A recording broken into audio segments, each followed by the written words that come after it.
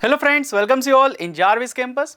आज यहाँ पे हम बात करने वाले हैं कि ये जो यूनिफॉर्मली मोशन होते हैं, लाइक यूनिफॉर्म मोशन में अगर हम बात करते हैं वेलोसिटी की चेंज की, तो अभी यूनिफॉर्म मोशन है तो वेलोसिटी चेंज होने की कोई चांसेस है तो कि नहीं होगी। क्यों? क्योंकि हर टाइम इंटरवल पर जो स्पीड या फिर कोई भी डेटा रहता है वो एकदम इक्वल रहता है। तो यहाँ पे जो चेंज ऑफ वेलोसिटी है वो जीरो होगी। But what about non uniform motion, यानी कि नॉन यूनिफॉर्म मोशन जब होगा तब वेलोसिटी जो होगी वो हर बार हर टाइम इंटरवल पे चेंज होगी, क्योंकि यहाँ पे स्पीड जो रहती है वो चेंज होती रहती है, राइट। तो यहाँ पे इसी वजह से हमने एक यहाँ पे नया फिजिक्स का एक एस्पेक्ट सीखने वाले हैं जिसको बोलते हैं एक्सेलरेशन ऑफ मोशन, राइट। जिसको जो चेंज ऑफ वेलोसिटी को टाइम इंटरवल के अकॉर्डिंग यहाँ पे क्या करेगा, कवर करेगा। जैसे कि यहाँ पे हमें एक्सेलरेशन मोशन के बारे में पढ़ना हो तो हमें सबसे पहले क्या जानना चाहिए होगा कि चेंज ऑफ वेलोसिटी क्या है, यानी कि चेंज ऑफ वेलोसिटी जाननी पड़ेगी एंड इसको अकॉर्डिंग टू टाइम इंटरवल जानना है, राइट। यानी कि हम यहाँ पे एक्सेलरेशन मोशन के लिए कोई यहाँ पे फॉर्मूला बनाना चाहे तो ये क्या होगा, change of velocity divided by time, क्योंकि अकॉर्डिंग टू द टाइम है, राइट। अभी यहाँ पे समझो कि चेंज ऑफ वेलोसिटी यानी कि स्टार्टिंग पोजीशन पे कितनी वेलोसिटी होगी, एंडिंग पोजीशन पे कितने वेलोसिटी होगी, ये पता होनी चाहिए हमें। तो यानी कि यहाँ पे अगर हम ले लेते हैं u is equals to initial velocity and v is equals to final velocity.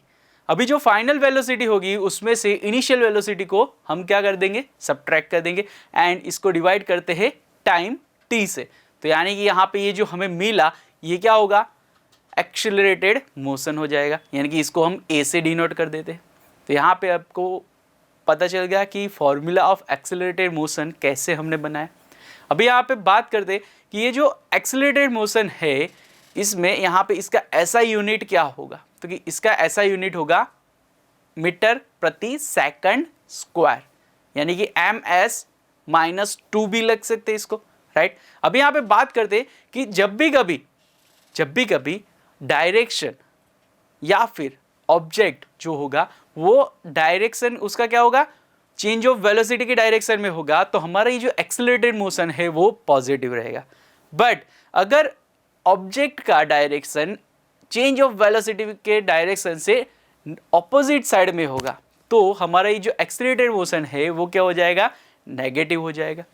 अगर सिंपल सा एक एग्जांपल के बारे में बात करूं, जब भी यूनिफॉर्म एक्सेलरेटेड मोशन होगा तो यहाँ पे इसका कोई एग्जांपल अगर देना चाहे तो वो क्या होगा, तो कि समझो कि अगर आप टेरेस पे खड़े, टेरेस पे से कोई भी पत्थर या फिर बॉल को नीचे की तरफ आप थ्रो करते या फिर फ्रीली उसको छोड़ देते, तो ये जो मोशन होगा वो एक्सेलरेटेड मोशन होगा, क्योंकि एक फिक्स स्पीड के थ्रू ही वो नीचे गिरेगा।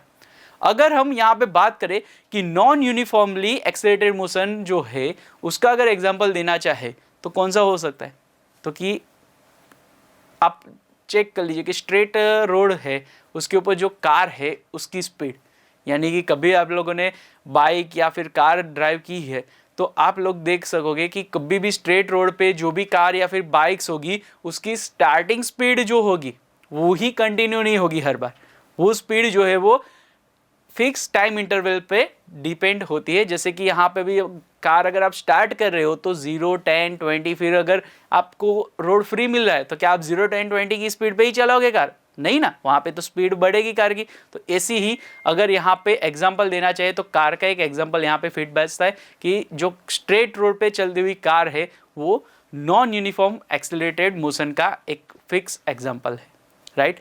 तो यही था हमारा एक्सेलरेटेड मोशन क्या होता है। Thank you.